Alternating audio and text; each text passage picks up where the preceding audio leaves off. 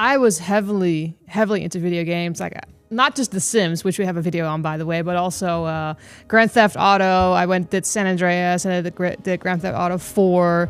I did Call of Duty. I was a bit of a tomboy growing up, you know. You played some of the heavy hitters. Yeah, I did. And, you know, did lots of online video gaming. We had a Nintendo Wii. We had a Nintendo DS Lite. We had a PlayStation at one point, an Xbox 360. So it was like my parents gave me a Game Boy Color when I was really young. That was like the second Game Boy that came out at the time after the first Game Boy that was, I think it was just black and white. So I kind of grew up with this stuff. And then I watched Robert and Marlou's video on video games, actually, and talking about like who really runs the industry. It's quite fascinating. And I was like, wow, this is crazy. So they're here today to kind of walk us through what they found. And then Jeremy's with us as well on Zoom because he worked in the industry. And Jeremy, you're here during the conversation too. So welcome to everybody. Thank you. Welcome. Good to it's be on nice the show. to be here. Marlou, Robert, what do you guys have for us? Like, what research did you look into to figure out, like, there's something really sinister going on with this industry? Yeah, so for us to really understand where, you know, who's actually controlling most of these industries in the world. You know, we've done our research on music and Hollywood, and we even saw some of your videos on Hollywood, and we actually used some of them in our music presentations. But to really understand what's going on, we received a question on gaming, and we thought, wow, this is an interesting topic to really dive deep in and see what, you know, who's actually behind the gaming sector. So obviously, as we know, if you look at who controls the world, we have to go back to the 1500s. We have to go back to the Reformation period, the Counter-Reformation period, where Ignatius... Really? That is where we went back to see where did it all start, and look at the money trails, and look at the movements in all these markets, and where the Jesuit Order that was founded by Ignatius of Loyola in 1540, where their tentacles have spread in this world. Wow. I know it takes a lot of money to make these games. Sometimes they are employing hundreds and hundreds of people to make these things, right? And I always wondered, like, I guess when you're making that much money, there's a lot at stake. And I always wondered, where are they getting all this money to start these things? So I'm looking forward to this conversation. But if you look at the industry, you look at the finances, you know, and you see how prominent the gaming sector is in our world, you know, and you look at, for instance, Hollywood, and you look at, it's around about a $32 billion industry. And then you look, and you look at the music. I was thinking music industry would be incredibly high, you know, music in Hollywood, but gaming is more than double the combination of Hollywood and the music industry out there. Yeah, it's almost 4 times the revenue in the gaming sector than in music and movies. I've heard that like the sports arena where they do like the EA sports kind of games are sometimes greater than like all the sports put together. Right. Like they're generating that much money. I did not realize that because I always thought that gaming was kind of niche. Like you always think of like, well, more men game more than women is what you kind of hear, right? And like when you meet people, it's everybody's into movies, everybody's into music, but not everybody's into video games. So it's crazy that there's so much money going around in that. Yeah. And I mean, who's controlling the money? Who's controlling who controls the banking systems in this world? You know, if you look at and we can show you a diagram maybe. We can pull it up. If you look at the Jesuit Order, what was the aim? The aim was to counter the Reformation. So the aim was to keep us in a system, or in a Babylonian system. And that's what the Reformation was trying to escape from. But they're trying to keep us in there. So if they control the money systems, if they control the banking, if they control the medical world, if they control the politics and all the industries out there, then they have us exactly where they want us. So you have the Templars, the Knights of Templars. And if you go look at their function in history, you'll see that it was in finance. And that's really interesting. Okay? And if you look at the Knights of Malta, and that's where the Maltese cross comes from, you'll see that that it's in the medical system. So you'll see the Maltese crosses on your ambulances and on your medical kits. Interesting. Okay? So Wow. So they control that whole sector. And you wanted to say something about the Jesuit connection here. Yeah, just before that, if you look at the world, you see so many different things. You see different religions, you see different political parties, and all of those things. But in the end, there's only two sides. You might think that it's this side, and another side, but it's only at the end the devil against God. And one side tries everything in their power to destroy the other side. And God there is protecting us and calling us out of these systems, not to be hurt, not to be damaged or destroyed, but to be restored to what He wants for us. And when we realize that, we see that the Jesuits, who are the people who want to take you away from the Bible, who wants to take you away from God, implement all of these different kinds of tactics to, in the end, destroy us. Yeah. And what is that system? Babylon is a system of idolatry. Jeremy, did you notice anything about that when you were working in the gaming industry? Like, was there something you saw that just made you feel uncomfortable about, hey, there's a battle between good and evil going on here? Well, I'll tell you what, the producer of this thing couldn't go 5 seconds without saying something negative about the Bible or Christ. Hell with that. This wasn't really the industry. But this was a powerful organization beneath it anyway, that, they really wanted to recruit me and my skills and abilities for not just this, but a whole career that they would have had laid out for me if I'd, fully gone all the way with it. I mean, honestly, within 5 minutes of meeting this guy in person, I knew that there was something very wrong here, very wrong. But I think I was shocked. I didn't grow up playing all these games, and I can remember when we first did a couple documentaries on the whole topic of video games. I was actually shocked at how many religious ideas make it into these things. But it's not like, religious ideas that they're like promoting this as a good thing. It just seemed like it was always an attack, always a, breaking down of they're the villains, and you need to use magic and sorcery to win, and it's kind of that one step further than just passively watching. It's like what you do with movies. You just passively watch those. It's true. But this is actually like making that decision that character is going to shoot that guy in the head or whatever, Yeah. Well, and even like when I did a video on The Sims, I played The Sims for years, and that was another thing my parents introduced me to. I remember very clearly that for, I think it was a Dutch holiday similar to Christmas, and my parents gave me a burned copy of The Sims, like not the original game, like it was like stolen from the internet, like here, you can have this video game. And that was my first introduction to it. And then so I made the video about The Sims. I showed that, you're able to now play your character as a ghost, like live your whole life as a ghost, as speaking to the dead, which the Bible speaks very much against.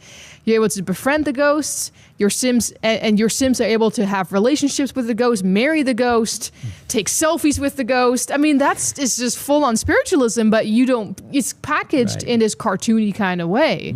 And that's just one of the games, it's also very much strongly promoting homosexuality. In fact, I don't know if you guys saw that video. I think, Marlou, you said you saw the video I did on The Sims, right? Where I kind of showed these things.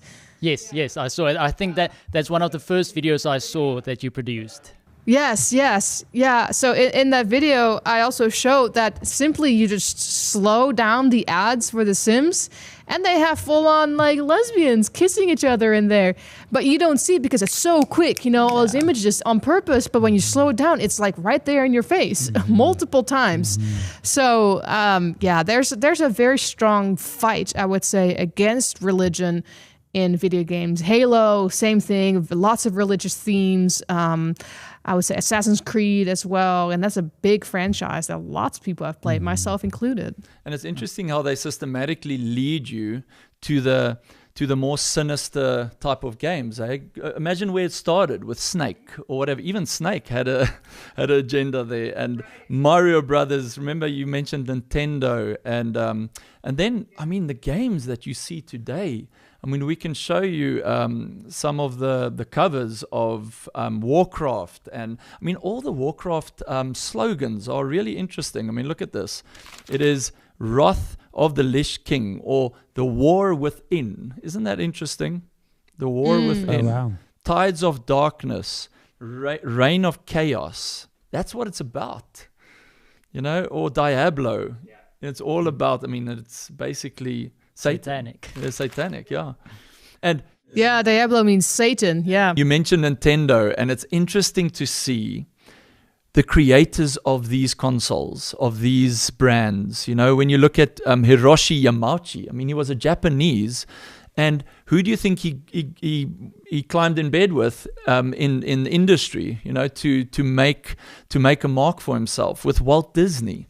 And I know Scotty or both of you know Walt Disney quite well from Hollywood, and how he's permeated into all these industries. How is that possible? How does that work? Walt Disney's really, and I think people have not really kind of made that connection. I'm talking like the people in the general population have made that connection that really they are bringing this candy-coated witchcraft to everybody. And we've seen in our day and age a super rise in spiritualism. And, you know, it's like today, like people don't even think twice about it. And, you know, they watch us and really, there's spiritualistic stuff in there? And it's like, yeah. Everywhere. But, you know, I think the gaming industry is just taking it one step further. There's a lot of money at stake. And, yeah, I'm fascinated by, you know, what you guys are kind of bringing to the table here is it's like some of this money goes all the way back to the 1500s. How do you see that line to today? Oh, the money. So they obviously control all the banking systems. I know there was a man, and I can't remember the article, but it was Jacob Sheff. He was a 33 degree, and he was in charge of the banking systems in America, amongst other things. So he had to ensure that the banking systems belonged to the order. And that's when you look at BlackRock. I mean, BlackRock is also involved, you know, in the gaming sectors in Hollywood, and Vanguard and all these top companies in the world who own like 70% of the world. Who actually owns BlackRock? Okay? So just back at Walt Disney, before we get into the money, is he has a membership card of the Order of Demolay, which is very interesting. So you know Demolay, that's your youth, that's your base level fraternity in your Freemason system. You have your Scottish rites and you have your York rites. You have your more esoteric agenda on the one end, and you have your medieval chivalry on the York rite side, and your Christianity, Christian mythology and all of that. But you have your baseline, and that's where they train the youth. And he was a part of this. So Walt Disney he's definitely a Freemason, that we know. And that's how he obviously weaved his way into the gaming sector to a large degree, actually. Yeah, they're building up ideas through movies, through his theme parks and all of those things, that when a game comes out, you're familiar with the concept and the characters, and then you want to play it. I remember watching Harry Potter, that series, or the series of movies, and afterwards I felt to myself, if this could only be real, it would be so amazing, because why wouldn't you want to cast a spell to levitate something? And they make it so exciting that when the games came out, you can actually play this character now, and then you can have this virtual thing happen in front of your eyes. It doesn't feel virtual anymore. Now you're a part of it. Now you can build your legacy like Hogwarts Legacy. You can play the character of a wizard that was introduced through the movies. Takes you away from reality, though, hey? Yeah, we just did a show on the Bowen Brothers channel and their Heritage and Hope, and it was pretty amazing. Like one of the ladies that was on there with us had just grew up kind of playing around with the Harry Potter books and interested in those kind of movies and stories, and then she found herself buying the cauldron and buying the souvenirs and all of those things kind of came into her life in a way of like, in the same way that you just mentioned, Marlou. It wouldn't it be neat if I could actually do those things in real life? And when you go to the bookstore, it's like the witchcraft books are right next to these fake stories, and it's a very easy jump from the fake into the real, and I think that's what's happening with the video games too. And she even said that that she started seeing demons as she was reading all these Harry Potter books, and one demon was even holding a knife and all those kind of things. So it was some pretty intense stuff, and like you guys are talking about, it's all over the video games too. I mean, like it's in The Sims, which, like I said, seems so innocent, but it's because it's so cartoony, right? But it's really just testing the waters. And again, I started with Nintendo. I started with like the 101 Dalmatians game, and then like Super Mario Brothers game, and then it went into The Sims, and later on I was full on playing Grand Theft Auto, where you're like basically killing everybody around you. But just a quick question for Jeremy. Jeremy, what was it for you? Because what was it for you that got you into the gaming and then eventually working on something like that? Well, I mean, for what it's worth, the only game I was ever really super into was Doom for the PC. I probably sunk tens of thousands of hours into the custom levels and all this yada yada. But otherwise, I really wasn't much of a gamer. But I did do a lot of art and animation. I posted online, and then one day I get an email saying I'm starting this project. It's going to have so and so people in it. Do you want to work on it? And that's how it happened with me, just getting involved in that. And, eventually I did quit. I did walk away from it. And I mean, I haven't touched anything like that since. So. You mentioned Doom there. And I remember I spoke to someone after we did our gaming thing, and he told me the only game ever to give him nightmares was Doom. He said he played it. I can't remember if it's Doom 1 or 3 or around there. But he said it was so satanic with the pentagons and all the imagery that you find in that game that it actually gave him nightmares. He couldn't sleep. Well, I got nightmares when I researched the top 10 gory games out there just before we actually did, and it was insane what they actually do. You can see limbs being cut off and the blood squirting out, and it's just insane what they what's happening today. That was one of the biggest reasons why they hired me. Because they knew that the death animations that I could produce for all these characters would be just so over the top and visceral. And I mean, I really did sink my heart into a lot of it too at the time, I will say. So, that was one of the big things about it that they really wanted from me. It's like, we know you can do this. So there's graphic imagery. The military are trained on shooting games. And the school shooters, they spent, how many hours was it? 13 hours or something a day or something on first-person shootout games before they actually went into the schools and committed those murders. So it just shows you the effects of these games. We've been so desensitized, over the years. Slowly but surely, they desensitize us over the years. Yeah, your brain can't distinguish between virtual and reality. So now when you're actively playing the shooting game, your brain isn't registering it as this is something virtual that's happening. It's registering it as these people are being killed now. Right. Well, you also have the Bible verse, that if you're angry with your brother, right, then it's like as if you killed him. And so we know that the actual act doesn't necessarily have to be going through and shooting and killing, but if you have that same spirit and you're getting enjoyment out of that, or you're desiring for that thing to die. I mean, it's like the devil's created this like cartoonish version of things that we are now making those things do these sinful things, but really it's our own brains that are desiring those things as well. So I think that when you really say, okay, I want to really fully order my life after what God is asking, I think most Christians would be like, I don't want to play that kind of a game, And the creators of these games, like I said before, Nintendo and who was the other guy? Akio. He received so many of these awards, and he was Sony. So your PlayStation. There was Akio Morita. He was also Japanese. All these creators, they were knighted by the Queen for their contribution to society. Tell me, what contribution did they make to society?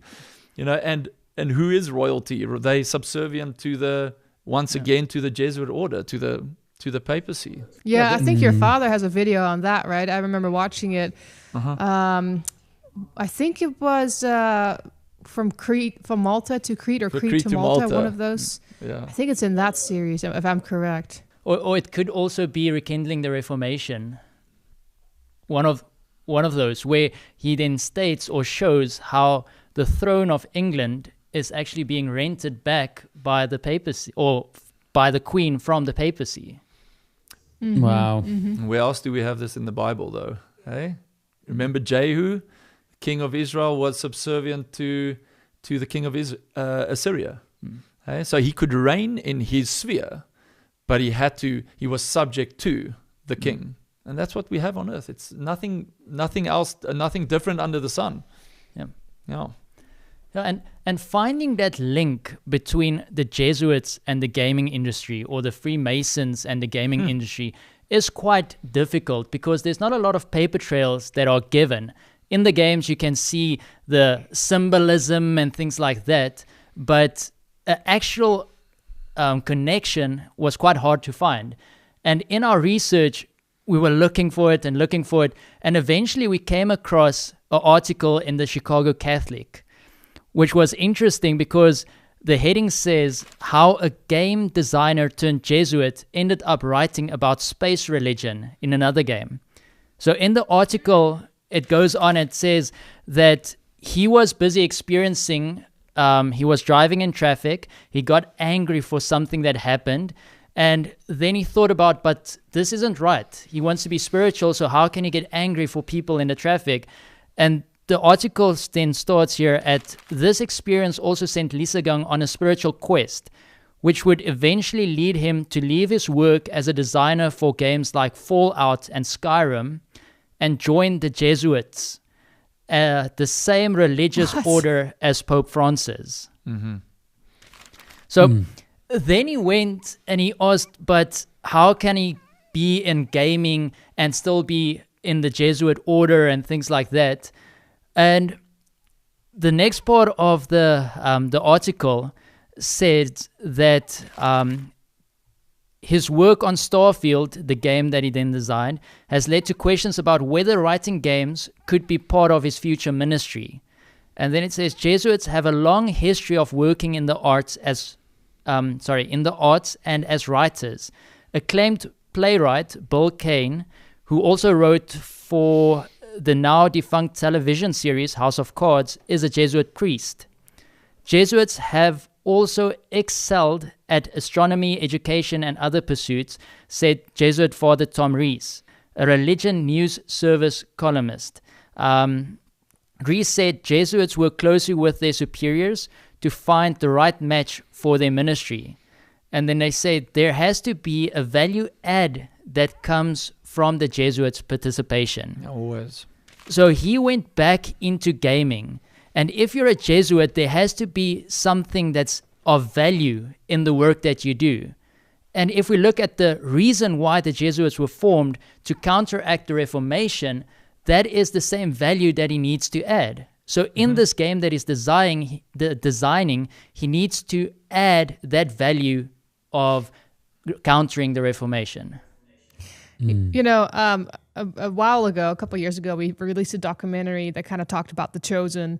And then I did a follow-up documentary this year about The Chosen and kind of like the very, very blatant, if you look into it, secret society connections to it, like the Jesuits mainly, but also, you know, how they're connected to Freemasons and the Knights Templars. And in that documentary, I quoted this study that was done by a professor. He was like a professor in like theater in Los Angeles, something like that. He wrote actually about the history of how the Jesuits got involved with Hollywood. And he talks about how it started obviously with Jesuit theater. And the whole purpose was, as he quoted, that they were trying to use theater to bring people back to Catholicism, Protestants mainly, because that was their ultimate goal of the Jesuits. And he also wrote about how the Jesuits at that time didn't care about the genre. Anything would go as long as it meant for the purpose of reaching their goal of turning people back to Catholicism. So even if it's like violent or like romance or sexual, didn't matter. They could use all of that, even torture, as long as they achieved their goal. Yeah, the end justifies the means is exactly the quote. Yeah, in Great Controversy as well. But I mean, and remember the online gaming. What was that called again? Ebelin. Yeah. Hey, Ebelin. So they find comfort in playing online, like Warcraft and all of this. There was Ebelin, I think, was a he was a sickly boy. I think he died at the age of 25, but he had this whole thing in a massive article on the news about finding comfort on online gaming and discovering himself and finding love and all of these things in an online game. But he's playing Warcraft, he's killing people, he's having relations with people online, you know what I mean? And this is good. This is a good thing. Yeah. Hey? You know, it's sad. It's sad to me that God made this beautiful like gift of life, and you know, these relationships. I mean, that's really what we're doing here, right? Is a relational. I don't want to say experiment, but you know, we are living out this life that we need to, you know, help our fellow brethren, love on people, help ease their pain and suffering. And here we have this like really strange, like, activity, this juxtaposition of like, instead of helping, we're wanting to destroy, and you know, it's like I got to collect and gather as much money as I can so that, you know, everybody else. And you know, even on just a physical level, these game industries, they don't care that people are spending 8, 9, 10, 11, 12 hours at the detriment of their own health. Right. And it's like, you know, people are really being destroyed playing these things. It's not bringing happiness. I mean, sitting in a dark room and staring at a screen, you know, if you saw an animal do that, you would think that animal, there's something wrong with him. You know, this is true. It'd be like, you know, why is he sitting there staring at this box for 12 hours out of the day? Right. Yeah. And so this cannot be good on our brains, you know? Yeah. No, I'm with you. I would like to add that, I mean, it's 8 to 12 hours a day. So where's the parents? Right. Where are the parents in all this? You know, this is definitely a symptom of the breakdown of society where family is eroding, and, you know, give the kid a video game or whatever, just keep him busy, right? And like, I wonder to see where it's all going to go even a generation or two from now. Yeah. It's very telling about the first world. It's very telling about the first world and the economy of time and everything, all that, and what it's going to be producing for the young people of the upcoming generations. You know, the parent is the video game system. That's what it pretty much turns out to be. And the designers and the creators, they actually employ psychologists to make the game more attractive, to have more gaming hours played on their games, so they can sink people more into their agenda, into their game, so they can make more money. The Bible makes more and more sense when it says money is the root of all evil. Hey, it's just what it's all about, is making money. Contribution, money. Bill Gates was also knighted. He was part of Xbox. Hey, he was the founder of Microsoft, exactly. I mean, they're all in the same pool here. They're all playing this game together. Ad break. Hey, subscribe to Lula Studios en español. Vas a encontrar muchos videos de Lula Studios que están traducidos en español y también contenido exclusivamente para nuestra audiencia latina. If you want to learn Spanish, a great way will be watching our videos for practice. We also had a video showing someone playing Fortnite. And I think you guys also did a video on Fortnite. But the kid he didn't go to school for 2 years because he was playing Fortnite. When someone came to his house to interview him, he was busy playing. He didn't even put the gaming console down. And when their parents turn off the internet, if they turn off the console, he gets violent physically. And he starts hitting his mom. That's how far he's been pulled into this gaming sector. Yeah, and the Fortnite is specifically was to me kind of a shocker because it was designed in this very like cartoony, bubbly world. I mean, you know, if that was realistic, you know, people might have been a little bit more freaked out or alarmed of that. But the fact that it would just had that kind of like, you know, sort of playful, bubbly look to it. I remember Keith mentioning one thing, one of the other guys on our channel, one time he said, you know, if you just actually took those players that you're actually trying to shoot, so you're the last man standing, and you swapped them out with your family members, so those little characters became your family, you know, would you feel differently about that? You know, as a Christian, what if they were Bible characters? What if one of the guys was Jesus? You know, would you feel comfortable going and shooting him to try and like dance over his dead body? I think that there's something sadistically wrong with that. And he even said, what if it's a bunch of babies? Yeah, you know? if it's a bunch of babies, like when you kind of change the look of it or the context of it, then I think most people would be like, yeah, that's not right. That's disgusting, you know. But it's like they're riding this very fine line of you know, yeah, it's a cartoon and it's just for fun, but you're killing people and trying to be the last person standing. And to me, that's just not a heavenly character trait. Yep. No, not at all. No. And speaking of Fortnite, interesting, that's Epic Games. And they also, I mean, they integrate, I mean, they all integrated. So Walt Disney, so it reads here actually, Epic Games will bring together Disney's beloved brands and franchises with a hugely popular Fortnite in a transformational new games and entertainment universe. So everything is integrated. Games start being portrayed in movies and other way around, hey? Yeah. Yeah, and the article continues where it says this marks Disney's biggest entry ever into the world of games and offers significant opportunities for growth and expansion. Yeah, I mean, if you want to go a little bit deeper, you look at the Scottish rites and you look at the York rites. If you go into the temple, the Scottish rites temple, and I'm sure you know about this, but you'll see the symbolism is really interesting. Hey, like you said in Doom and all these areas, you have the symbolism. But in the Scottish rite, you have that sign of Anu. And then you have the sun god, Shamash, at the top as you go in. And the sign of Anu, the biggest sign of Anu, well, first of all, sign of Anu is basically the mark of Cain. It's the rulership over evil. Hey? So if you look at the largest sign of Anu in the world, it's at the Vatican City. Oh, wow. Hey? Yeah. Is it, you mean like the sundial in the middle of the square? That, if you look at it, you'll see the sign of Anu.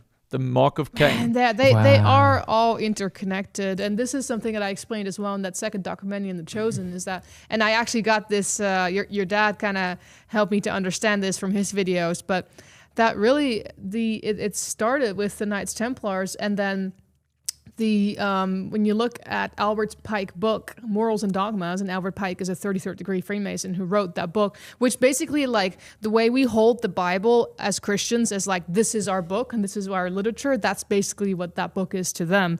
And Albert Pike writes in there, the Knights Templars, they're supposedly went underground, but he's like, no, they actually morphed into later on like the Freemasons and all those kind of things. And the Knights Templars came about as an order by the Catholic Church as well, that was supposed to suppress anybody. It started with suppressing, helping pilgrims that came to Jerusalem to protect their pilgrims, and eventually it became something where they suppressed anybody that was speaking or standing up against the Roman Catholic faith. So it's just another order that does the same thing. And again, they morphed into Freemasonry later on. They went underground. Yeah, there's nothing new under the sun. Everything that has been in the past is still continuing now. And we're moving towards a climate or climax of where everything is going to end. But what Satan is doing so masterfully is he's creating all of these environments where you can feel a sense of self-worth. If you play a video game, you can accomplish things that you can't accomplish in real life. You can be a football star. You can be the best person in the military, the highest officer. You name it, you can achieve it on that game. And then you feel the sense of self-worth, so you don't have to go out and do something. You don't have to go and read the Bible. You don't have to look at what your identity is in Christ. You can just be. There's no there's no urge into something more. It's just relax. Be who you want to be. It's a false security. Yeah. False security, and it's all disguised. I mean, if you become, like you said, if you're in a high position in the military, whatever, you can become a Freemason, but you have no idea what's going on in the bottom levels. Hey, it's only when you start climbing those ladders, and once you hit the 32 level, it's too late. Hey, and your 33 degrees, that's a significant contribution to society. That's why most of these guys like Bill Gates and all these guys are 33-degree Masons, because they have made that. They know what they're doing. They are aware of the contributions that they are making to Satan's gain. Yeah. Like a few months after this project started, the producer sat down with me and he says, we got something very, I usually don't talk about this stuff, but he says, we got something very important we need to talk about. He says, the game's going to do well. We know it's going to do well. You're going to make a lot of money. We're going to be sure that you can have a career. And then he says to me, what do you really want? What do you really want? Do you want mansions? Do you want cars? Do you want women? Do you want boats? Do you want airplanes? What do you really want? He says to me, would I sell my soul for even greater opportunities than this? You're going to believe whatever you want, but it happened. And I laughed, and it's like, what are you talking about? So, like, even if I had a soul, why would I sell it to you for anything, right? And and he laughs and he pats me on the back and says, you just think about it. You just think, and it never came up again. Though all sorts of other things did over the next year that I was over there. But I mean, that happened, and I mean, I believe it.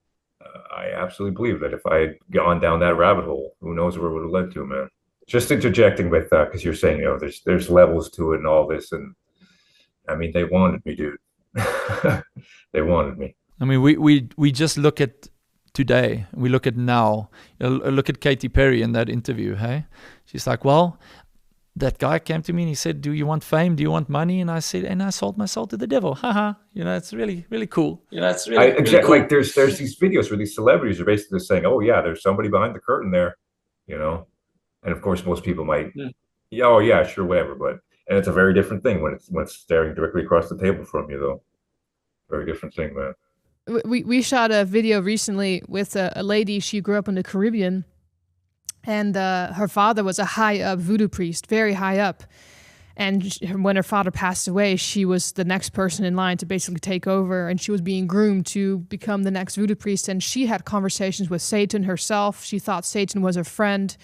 Her father had conversations with Satan, and she said there are many, many celebrities, politicians, even in the United States, who came down here who would make sacrifices to Satan through her father so that they could become famous. And her father was even telling them, this is what you need to write in your lyrics, because this is part of the deal. So we know this is real. And now praise God, she's a Christian. She gave her life to Jesus and was dealing with demonic stuff for many years after that, but God gave her victory over that and protected her. But it's real. It's a real thing. Even Beyonce's sister, right?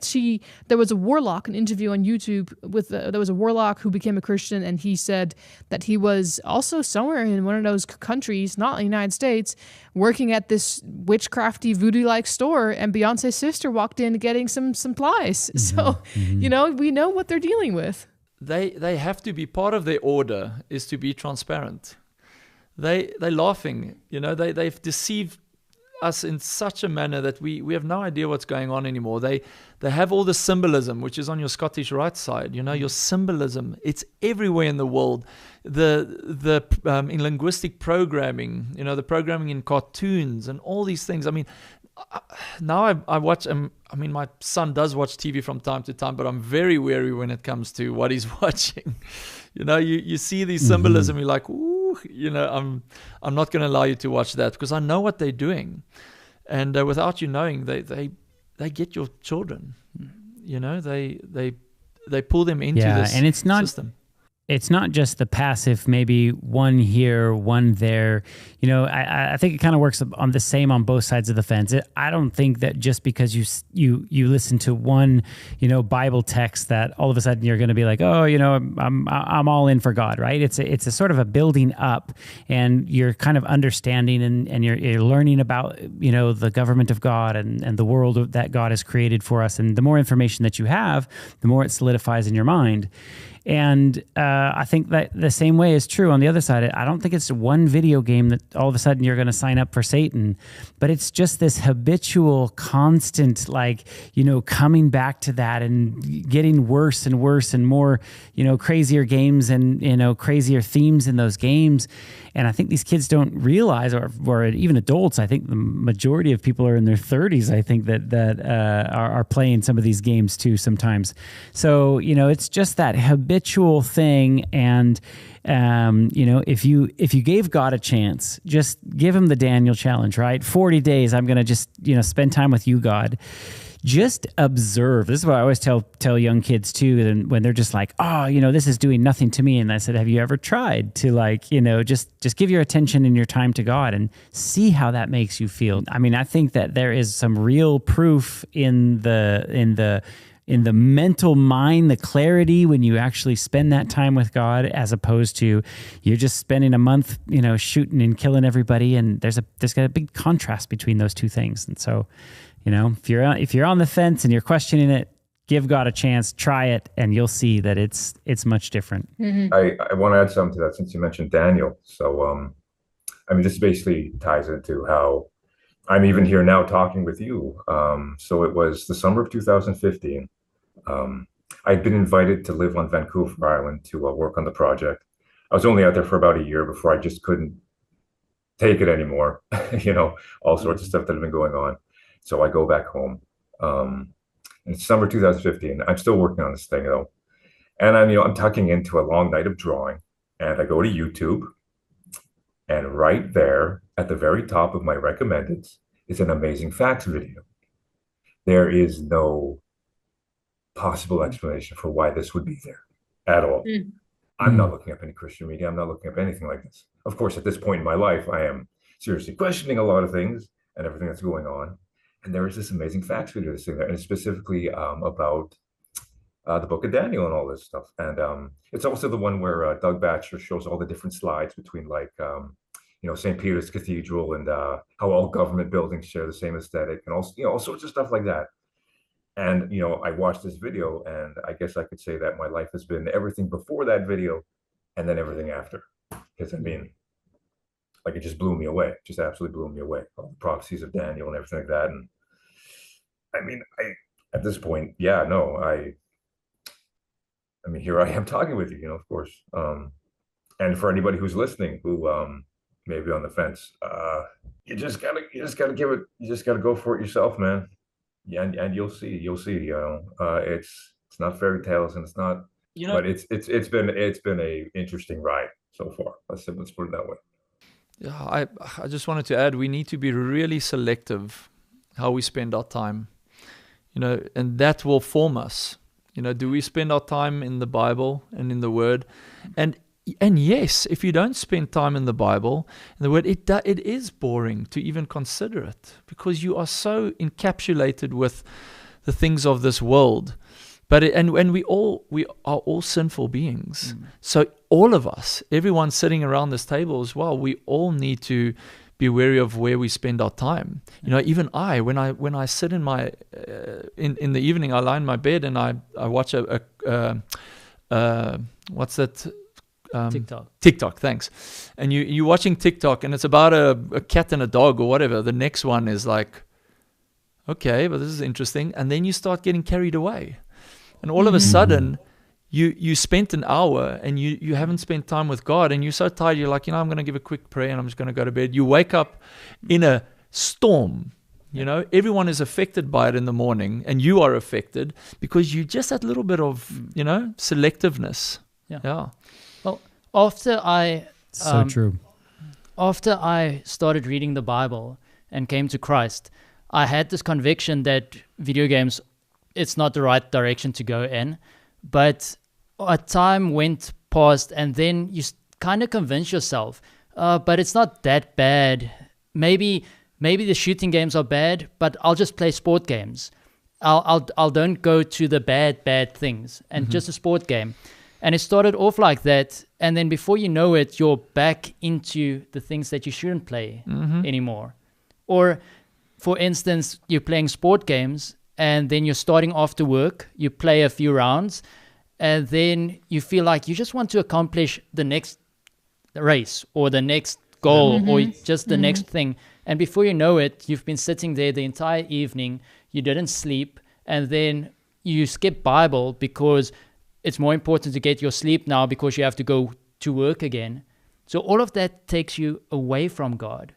And when He takes you away from God, God wants us to have noble characters. He wants us, a noble character. He wants us to have pure thoughts. He wants us to have steadfast principles. But if we don't spend time with Him, if we don't read the Bible and we spend time with all of these other things, it's not going to be easy to have a noble character, to be a good person. And there's another element to it as well. Yeah. And that is winning and losing. Isn't a game always about winning and losing? Yep. It's true. Hey? And I mean, I enjoyed, the same happened to me. I really enjoyed StarCraft. I don't know if you ever heard of Brood Wars. It's a strategy game. And man, I still recall, that I would still enjoy it if I played it. You had the aliens and the hybrids and the humans, and that you built bases and then you attacked. And after that, and I was sitting there playing a game, and I lost, and someone just, rubbed me up the wrong way, and I got so angry.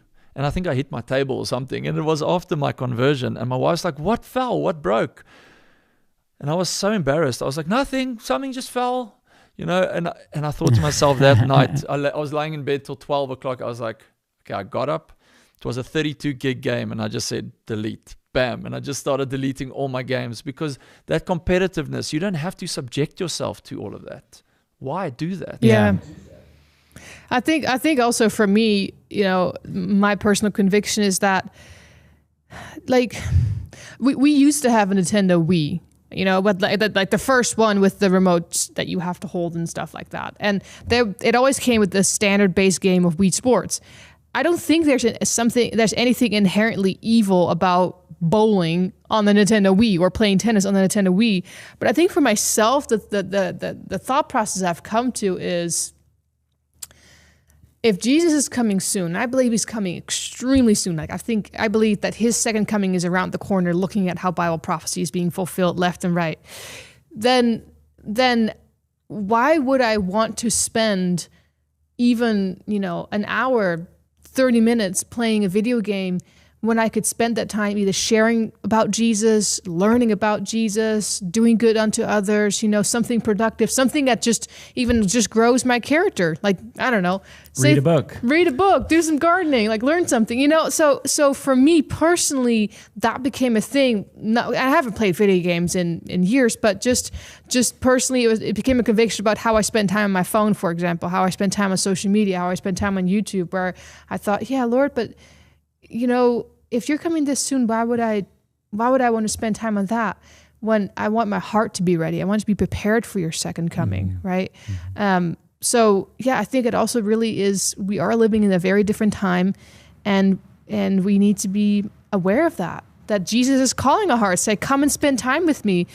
And also in my mind, I just think, well, if my heart and my desire is still for, let's say video games or YouTube or social media, then I need to be careful that doesn't become a false god in my life. Because if my heart longs more for that thing than for God, then there's a problem there. Yeah. And if I'm not going to have, YouTube, Facebook, social media, or video games in heaven, then I need to be willing to give it up now, because otherwise how am I going to enjoy heaven when it's like, oh man, all of my little favorite things are not there, You bring up an interesting point. If you were raised on reading the Bible and even as a little child reading the stories and everything, right.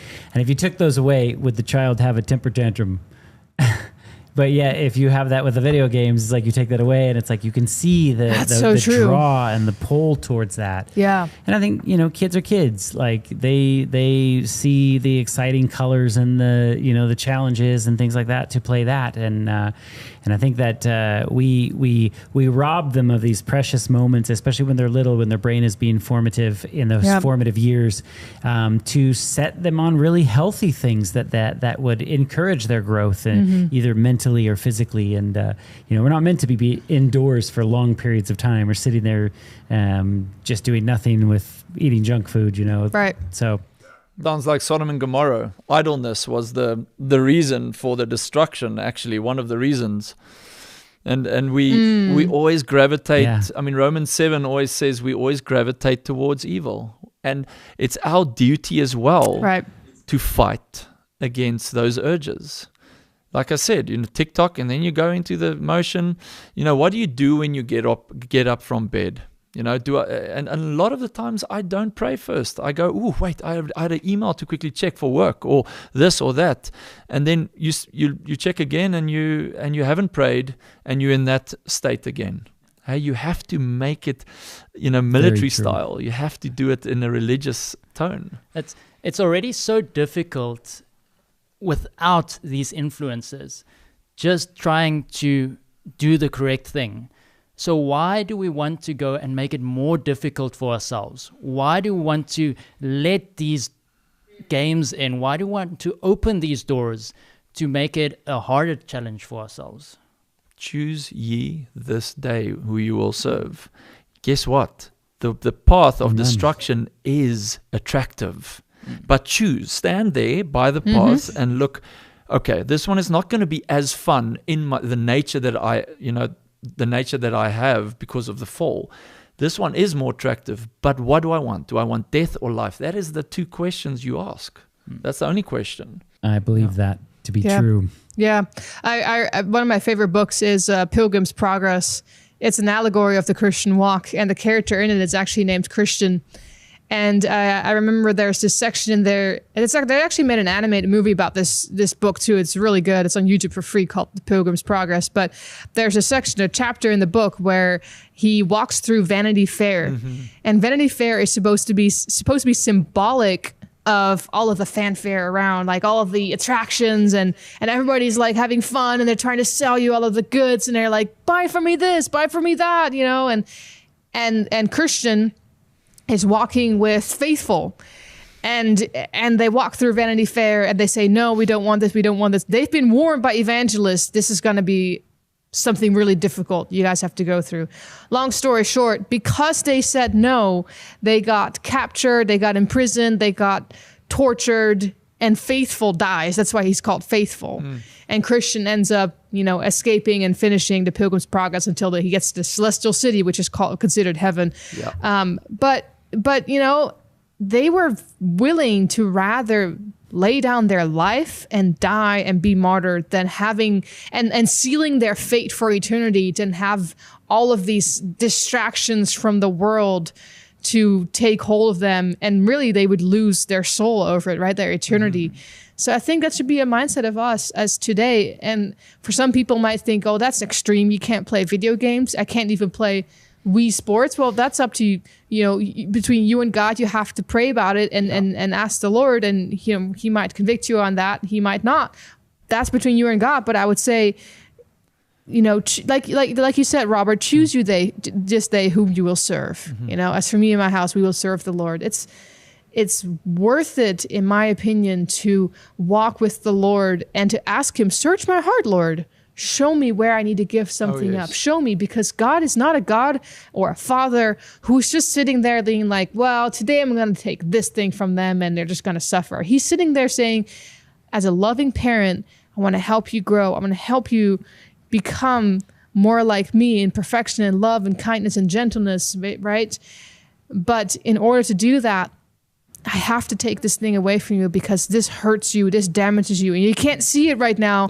You're having a hard time with it because you're attached to it. But if I take that away from you and you allow me to, because he never forces himself upon us, then you will live a better, happier life. You just have to trust me. And I think that's what he's trying to tell us. In the end, what we have to give up on this earth, is we can't even imagine how much better we will receive, how much more we will receive in heaven.